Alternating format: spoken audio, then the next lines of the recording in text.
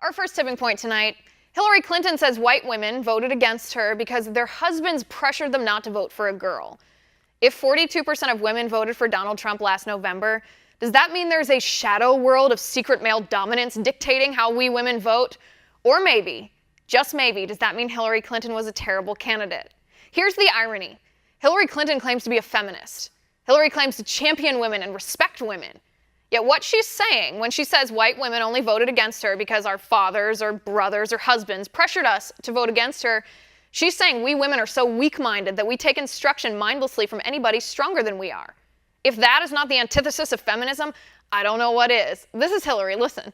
She said, look, the research is absolutely definitive. The more professionally successful a man is, the more likable he is.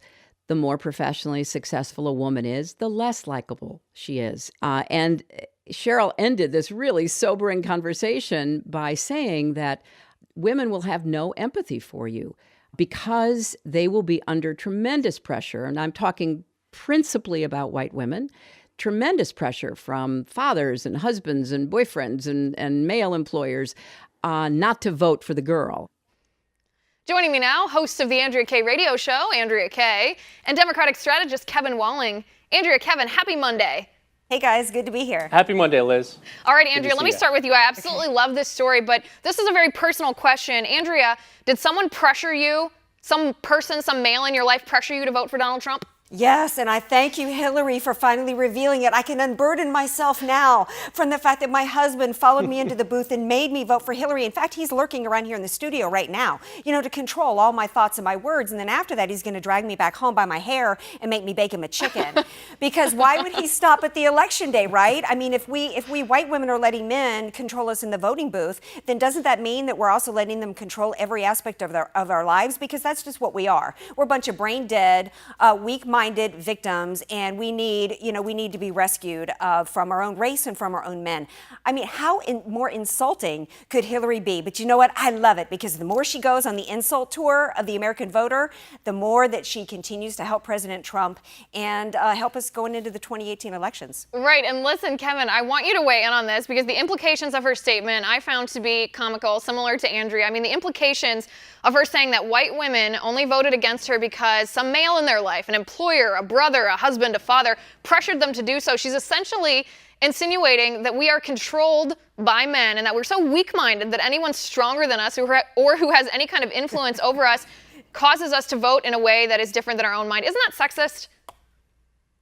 Well, I'm not ashamed to admit that I'm controlled mainly by my mother in terms of my voting habits. I was raised a strong Democrat. So, I thought of her when I was in the voting booth and all the women that Donald Trump bragged about raping and sexually assaulting. I thought of her. It's an awful thing even to have 42% of American women vote for this president who bragged about sexual assault and rape. And it's even worse to see the multitudes of men that are married to these women or have them as girlfriends or mothers voting for him as well. It's an awful statistic. Well, Kevin, that's a funny quip and a great way to handle that question, but it doesn't answer the question. Isn't this the antithesis of feminism, though, to think that women are controlled by men voting? I mean, do you think that someone outside of myself, outside of my mind, controlled how I chose to vote? Well, that's a good point, Liz. We know that misogyny and sexism is alive and well in our electoral politics. You just need to go on Twitter, and I did earlier today, to see the negative comments, sexist comments about the both of you that folks write. I don't get those kind of comments. So, I think Hillary is making an important point as part of this book tour to have a real dialogue about sexism and misogyny that is alive, unfortunately, and well in our electoral politics and society as a whole. So, Andrea, what I'm interpreting here is that there's no way that either you or I or anyone else who voted openly for Donald Trump could have had a philosophical difference, could have come to the logical conclusion that we did not want to vote for Hillary Clinton because we do not agree with her policies. The only thing that she's saying, the only reason that we could have used is misogyny, sexism, self-loathing, or pressure from men in our lives. I mean, is this the state of the Democratic Party now? Yeah, absolutely it is. I think it reveals exactly what they think, about the American woman, and not just about white women. It was safe for her to single out white women and make a racist comment about us because she wouldn't dare to say that about African American women. But can you imagine President Trump making such a statement about black women being controlled by black men in this country? And I got to quibble with what Kevin said. It's really not funny for him to say that President Trump bragged about raping women. That's absolutely not true, Kevin. He did brag about sexual assault and raping in that Access Hollywood tape, did he not, Andrea? Kevin, please let me finish sure my he did. statement. Grab them by their, grab them by Kevin, their what? He did not Andrea? brag about That's raping bragging. women. But you know what? Back to Liz's that's sexual point. assault. And back to Liz's that's point. the And the definition question of rape the day. and sexual assault Back in this to the country, question, Andrea. And that's a sad point to make. Liz, if I may finish my statement. Please, finish what you're saying. I mean, the point of this is not to talk about what Trump has said in the past or to talk about what Hillary has said in the past. They have both said abhorrent things in the past. And I think if we put partisan politics aside for a second, we can admit that they have both said things that I don't think any of the three of us would want to defend. But we're talking about this specific comment from Hillary Clinton. She ran her campaign on the platform of being what she hoped to be the first woman president. She has defined her political career as standing up for women and children and families. She has talked about breaking this glass ceiling, but what she's doing is she's putting us inside this ideological glass box. She's telling us, women, young women especially, that we only vote against her, only vote for anybody other than her because some man is controlling us. Kevin, what kind of message does that send? She's not talking about the policies she has to offer. She's telling us that if we don't vote for her based off of our gender and her gender, that we are not real women, that we are controlled, we are weak-minded and controlled by men. Doesn't that bother you? Sure.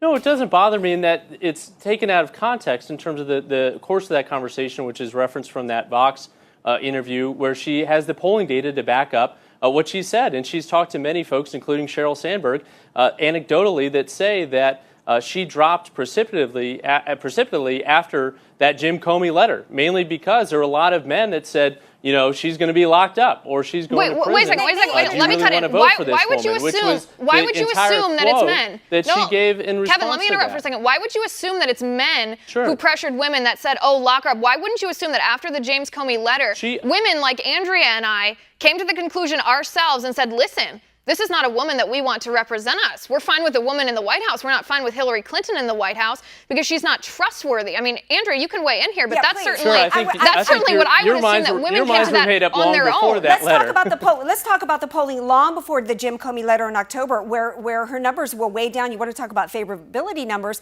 She was winning before the letter. No, she was not. That's why election night was such a surprise. Liz, if I may finish my statement. That's why election night was such a surprise. Her polling numbers were down because she had no trustworthy because she had lied about the email scheme. She went on the campaign trail, lied about the felonious email schemes. She was busted for lying about the fact that she committed felonies when she destroyed 33,000 pieces of government documentation. She did not commit any felonies. Yes, she did. It is against no the crime. No prosecutor has charged her with any crime. It is against unlike the crime. This family it is that against this the law. belongs to. It is against the law to destroy government evidence that's been subpoenaed. She lied into the eyes of the mother and other family members of the Benghazi Americans who died.